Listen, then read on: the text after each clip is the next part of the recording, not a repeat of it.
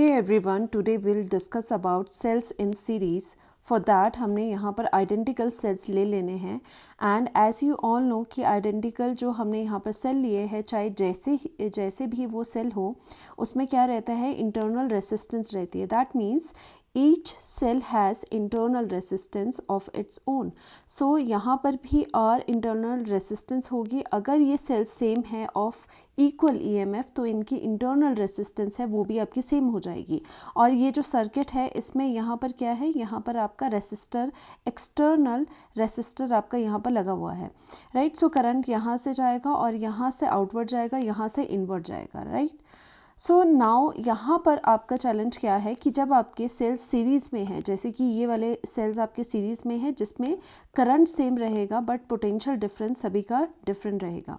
अब potential difference आपका different क्यों है, बिकॉज यहाँ पर दोनों ही पॉइंट्स आपके डिफरेंट है, राइट. सभी यहाँ पर सभी जो सेल्स हैं उनके पोटेंशियल्स डिफरेंट रहेंगे but current remains the same.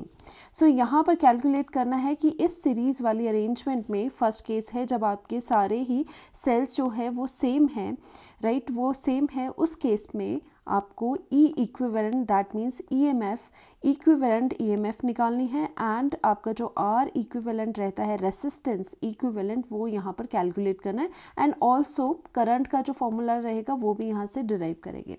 So firstly let n number of cells are connected in series having EMF E and having internal resistance R. क्योंकि सारे आइडेंटिकल है तो इंटरनल रेसिस्टेंस भी आपकी सेम होगी. With the external resistance R, capital R, आपने यहाँ पर एक्सटर्नल रेसिस्टेंस को लगा दिया है. सो यहाँ पर हम स्टार्ट करते हैं अपनी डेरिवेशन से. फर्स्टली क्या होगा, we'll write total EMF of this arrangement, of this series arrangement कितना हो जाएगा. E equivalent would be equal to, series में क्या होता है, सभी जो EMFs है वो आपकी ऐड हो जाती है. सो ऐड कहाँ तक करोगे, फर्स्ट की आपकी ये हो जाएगी और यहाँ पर ई हो जाएगी. ये क्या है, अप टू, यहाँ पर अप टू, ये चलता ही जा रहा है. बहुत सेल्स है, n नंबर ऑफ सेल्स है और n टाइम्स यहाँ पर सेल्स कनेक्टेड है. सो दैट मीन्स हम यहाँ पर जो EMFs है, इनकी जो EMFs है उसे हम n टाइम्स ऐड करते रहेंगे. कब तक ऐड करते रहेंगे, ई की n times, because n times आपके यहाँ पर सेल्स कनेक्टेड है, right. So that means we have E equivalent is equal to n times E. यहाँ पर आपका ये आ चुका है. This is the value we are getting. Now coming on to your total internal resistance. देखो यहाँ पर टोटल इंटरनल रेसिस्टेंस जो होगी वो कितनी होगी आपकी, और इसे डिनोट करते हैं हम with are equivalent.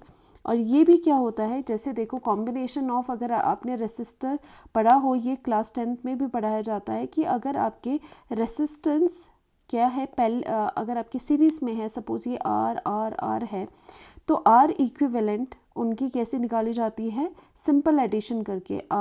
R1 R2 R3 R4 है. सो R1 R2 R3 plus R4 and so on, उसका सिंपल सम करके आपको R इक्विवेलेंट निकलता है.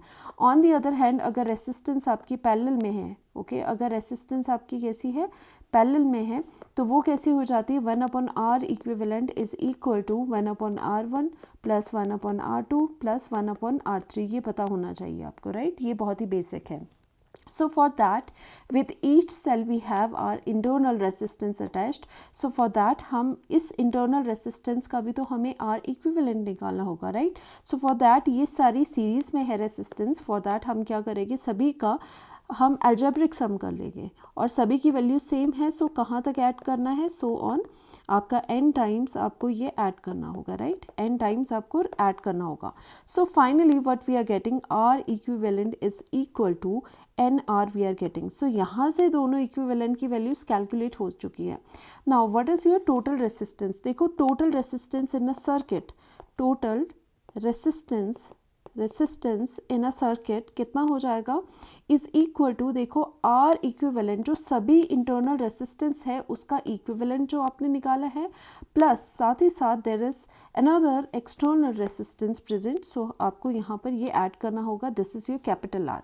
सो basically what we are getting, capital R external resistance है, प्लस यहाँ पर आपका इंटरनल रेसिस्टेंस क्या है, n, R. So that means यहाँ पर इंटरनल जो आपकी टोटल रेसिस्टेंस है वो यहाँ पर निकल चुकी है. Now we are coming on to I. I का फॉर्मूला क्या होता है according to Ohm's law?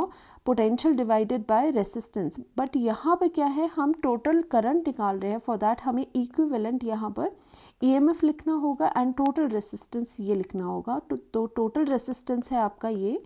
So that means आपका NR लिखो या फिर ऐसे भी कर सकते हो E equivalent divided by total आपका क्या है यहाँ पर रेसिस्टेंस, टोटल रेसिस्टेंस है जिसका फॉर्मूला ये है. तो हमने यहाँ पर इस तरह से ये वाली चीज़ लिख ली, राइट, NR. या फिर और जर्नलाइज अगर आपको करना है, ये मैं रफ कर देती हूँ, और जर्नलाइज करना है तो आप कर सकते हो. I is coming out to be E equivalent divided by R plus जो आपका इंटरनल रेसिस्टेंस का इक्विवेलेंट वैल्यू होगी वो आप यहाँ पर पुट करोगे. So here is the value of current. So we have calculated total EMF as equivalent. E equivalent is equal to NE. जब आपके सभी सेल्स की जो EMF है वो सेम है, that means all the cells are identical. Then आपने यहाँ पर इंटरनल रेसिस्टेंस एंड एक्सटर्नल को ऐड कर दिया है to get the total resistance. इतनी वैल्यू है यहाँ पर, I की वैल्यू यहाँ पर इतनी कैलकुलेट हो चुकी है, राइट. सो यहाँ पर जो केसेस है, अब इसके बेसिस पर हमने केसेस बनाए हैं, वेरी वेरी इंपॉर्टेंट. देखो फर्स्ट केस क्या रहता है, for the denominator if your external resistance is very very less than your combination of internal resistance. So क्या हो जाएगा, ये R को हम यहाँ डिनोमिनेटर से क्या कर सकते हैं, निगलेक्ट कर सकते हैं.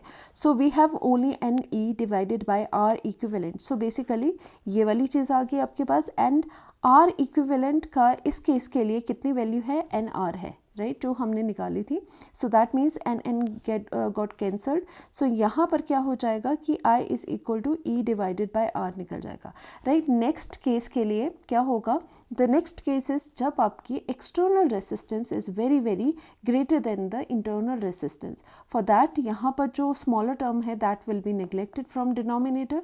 सो यहाँ से neglecting this term from the denominator you'll get NE divided by R. So there are two cases. अब इन केसेस में हमें देखना है, अब ध्यान से देखना है कि हमें बेस्ट चॉइस क्या है. हम क्या करना चाहते हैं कि I को मैक्सिमम करना चाहते हैं इन अ सर्किट, सो दैट जो करंट है वो अच्छे से फ्लो करे और I मैक्सिमम हो जाए. फॉर दैट हम दोनों केसेस में से कौन सा ऑप्ट करेंगे. सो यहाँ पर ध्यान से देखो, हमने लिए हैं N आइडेंटिकल सेल्स जिन्हें कि कनेक्ट करा है सीरीज़ में. तो इस कॉम्बिनेशन में बेस्ट हम क्या अरेंजमेंट करें सो दैट हमारा करंट मैक्सिमम आए.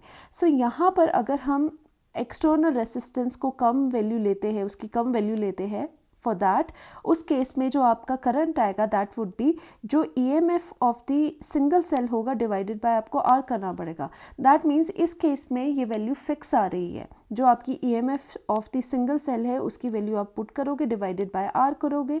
सो that means in this case I is same, right. But in another case अगर आप रेसिस्टेंस को ज़्यादा करते हो, सो फॉर दैट I की वैल्यू क्या हो रही है, N टाइम्स डिपेंड कर रही है, N times the value of single value of EMF है डिवाइडेड बाय R है. सो इस केस में क्या हो सकता है, this current can be maximum, this current can be increased depending upon आप जितने ज़्यादा जो सेल्स है वो अगर लगाओगे तो करंट की वैल्यू अपने आप ज़्यादा होती जाएगी. वो किस केस में है, जब रेसिस्टेंस एक्सटर्नल जो रेसिस्टेंस है उसकी वैल्यू ज़्यादा है, राइट. सो फॉर दैट हम कह सकते हैं I is equal to N times E. अगर आपने N की वैल्यू नंबर ऑफ जो सेल्स है यहाँ पर अटैच्ड, जो नंबर ऑफ सेल्स अटैच्ड है वो अगर आपने ज़्यादा ले लिए तो ज़्यादा सर्किट में करंट फ्लो करेगा. वो केस कब है, जब external resistance would be more than the internal resistance. So that means conclusion क्या है, यहाँ पर हम conclusion करते हैं to draw maximum current in series combination of cells, right. इसमें series combination of cells में हमें maximum current draw करना है. The value of internal resistance that is R must be very very small as compared to the external resistance. That means for this case the best combination is the external resistance should be very very greater than the internal resistance. तभी हमें यहाँ पर maximum current मिलेगा. Okay तो ये था first part आपका. Second part में हम देखते हैं कि जब हमने सेल्स का कॉम्बिनेशन लिया है, सीरीज़ में ही रखना है सेल्स को, बट अब क्या हो गए, cells are no longer identical. ये सेल्स हमने डिफरेंट लगाए हैं बट सीरीज़ कॉम्बिनेशन में लगाए हैं. फॉर दैट हम यहाँ पर E इक्विवेलेंट निकालेंगे एंड R इक्विवेलेंट यहाँ पर निकालेंगे. So we have type number 2 with us, different type. अब इसमें क्या होगा, जो आपके सेल्स हैं वो कैसे होंगे, जो सेल्स हैं वो आपके सीरीज़ कॉम्बिनेशन में होंगे, सीरीज़ में तो हो गए बट वो कैसे हैं, डिफरेंट है, आइडेंटिकल नहीं है। So for that we have different kind of EMFs. First cell है उसकी let the EMF be E1 and second की ईएमएफ 2 हो जाएगी, and each has internal resistance, so इसकी internal resistance R1, it has internal resistance R2। since अगर आपका sales change हो गया तो internal resistance भी आपकी यहाँ पर चेंज हो जाती है, राइट। सो ये वाले जो टाइप 2 हमने करा है इसमें आइडेंटिकल सेल्स नहीं है, बट ये कैसे है, ये सीरीज में है। So for that current remains same. आपको पता है करंट इसमें क्या होता है, सेम रहता है, पोटेंशियल डिफरेंस डिफरेंट हो जाता है। वो कैसे, देखो यहाँ पर दोनों के बीच का जो पॉइंट्स है वो डिफरेंट है, तो दोनों के बीच का जो यहाँ से यहाँ तक पोटेंशियल होगा that would be different, let it be V1, and यहाँ से यहाँ पॉइंट्स के बीच में जो आपका पोटेंशियल होगा that would be again different, वो कितना हो जाएगा, वो V2 हो जाएगा। सो फॉर दैट यहीं से हमने एडवांटेज लेनी है कि यहाँ से जो ये टर्मिनल पोटेंशियल्स है वो टोटल टर्मिनल पोटेंशियल कितना हो जाएगा, simply the algebraic sum of both, right। and also we have some knowledge about the terminal potential and our EMF कितना होता है, V is equal to E minus IR, IR is the potential drop। so यहाँ पर ये value कब लगती है, ये वैल्यू आपने पहले भी करा है, ये वैल्यू तब लगती है जब आपके यहाँ पे आइडेंटिकल सेल्स मीन्स आपके यहाँ पर जो सेल्स है वो सेम मैनर में लगे हैं, that means negative is connected to positive, right. तो ये यूजुअल कनेक्शन है हमारा, उसके लिए V is equal to E minus IR होता है।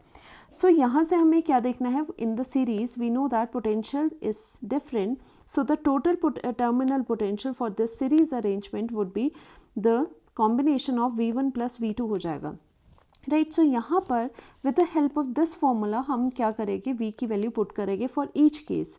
Now we have for V1 हम यहाँ पर राइट डाउन कर सकते हैं E1 minus of I R1, right. Since I is same तो आपका यहाँ पर I सेम करोगे, यहाँ पर क्या करोगे E2 माइनस I एंड यहाँ पर R2 करोगे, राइट। सिंपली हमने यहाँ पर वैल्यू पुट करी है और यहाँ से रीअरेंज करेंगे, V इज इक्वल टू यहाँ पर क्या आ जाएगा E1, E वाली चीज़ें जो है वो साथ में ले लोगे E1 प्लस E2 एंड क्या करोगे माइनस आई को कॉमन करोगे, minus I is common and we have R1 plus R2 with us, right। so from here also we have V is equal to, this is equal to E equivalent EMF minus I and this is your what, this is your R equivalent, right। और वैसे भी इसे हमने compare किया है total इस formula के साथ, सो यहाँ से इक्विवेलेंट आ रहा है, यहाँ से भी R इक्विवेलेंट आ रहा है। सो फ्रॉम दैट हमने यहाँ से क्या कंक्लूड करा, that E equivalent is coming out to be simple algebraic sum of your EMFs, right, and R equivalent is coming out to be simple algebraic sum of your resistance। so यहाँ पर series के case में EMF कभी भी निकालनी है, चाहे identical हो चाहे आपके डिफरेंट सेल्स हो, तो उसमें जस्ट algebraic sum होता है दोनों के केसेस में। सो वी हैव नेक्स्ट सब case, in this case the cells can be connected in this way। cells आपके कैसे connect हो गए, in this way, positive negative, then we have negative, then we have positive। this is the reverse arrangement। पहले क्या था यहाँ देख लो, positive negative, then we have positive and negative। so यहाँ पर in this case also we have different EMFs E1 and we have E2।